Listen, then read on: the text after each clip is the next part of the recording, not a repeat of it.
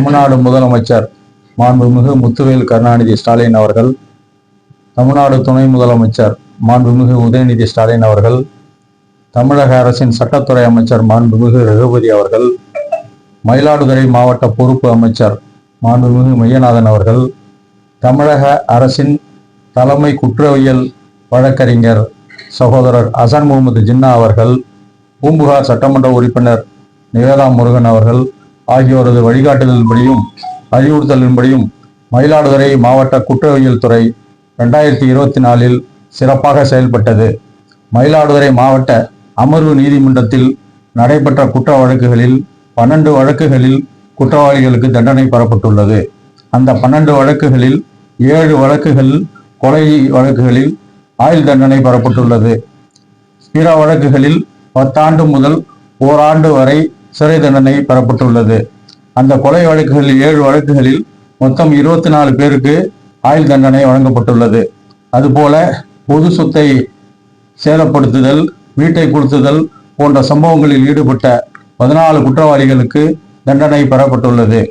குறிப்பாக சொல்ல வேண்டும் என்று சொன்னால், கடந்த 2012 ஆனைக்காரன் சத்திரம் காவல் நிலையத்தில் எல்லைக்குட்பட்ட இடத்தில் ரவிச்சந்திரன் என்ற தலைமை காவலர் மது விலக்கு சோதனைக்கு சென்ற பொழுது கொடூரர்களால் கொடூரமான முறையில் காரை ஏற்றி கொலை செய்யப்பட்டார். அவருடைய கொலை வழக்கு மயிலாடுதுறை மாவட்ட அமர்வு நீதிமன்றத்தில் நடந்து 6 குற்றவாளிகளில் 4 பேருக்கு ஆயுள் தண்டனையும் 2 குற்றவாளிகளுக்கு 10 ஆண்டு சிறை தண்டனையும் பெறப்பட்டுள்ளது. அதுபோல 2019 ஆண்டு திருவன்காட்டில் உள்ள ஒரு 10ஆம் வகுப்பு படிக்கும் 15 வயது சிறுமி ஒருவர் கல்யாண சுந்தரம் என்கிற வைரவேல் என்பவனால் கொடூரமாக பாலியல் பலாத்காரம் செய்யப்பட்டு கொடூரமான முறையில் கொலை செய்யப்பட்டார். அவருடைய வழக்கிலும் பாலியல் பலாத்காரத்துக்காக 1 ஆயுள் தண்டனையும், கொலைக்காக 1 ஆயுள் தண்டனையும், இரட்டை ஆயுள் தண்டனை பெறப்பட்டுள்ளது. மயிலாடுதுறை அனைத்து மகளிர் காவல் நிலைய எல்லைக்கு உட்பட்ட வழக்கில் சோனி என்கிற சுரேஷ் மேனன் என்பவர் 9 வயது சிறுமியை கற்பழிக்க முயன்ற வழக்கில் 10 ஆண்டு சிறை தண்டனை பெறப்பட்டுள்ளது.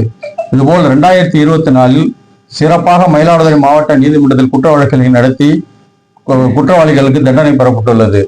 அதே நிலையை 2025 தொடர்ந்து வழக்குகளை நல்ல முறையில் நடத்தி குற்றவாளிகளுக்கு தண்டனை பெற முடிவு செய்யப்பட்டுள்ளது. அதன் மூலம் மயிலாடுதுறை மாவட்டத்தை குற்றமில்லா மயிலாடுதுறை 2025 என ஒரு சூழல் ஏற்படுத்த மயிலாடுதுறை மாவட்ட குற்றவியல் முடிவு செய்துள்ளது.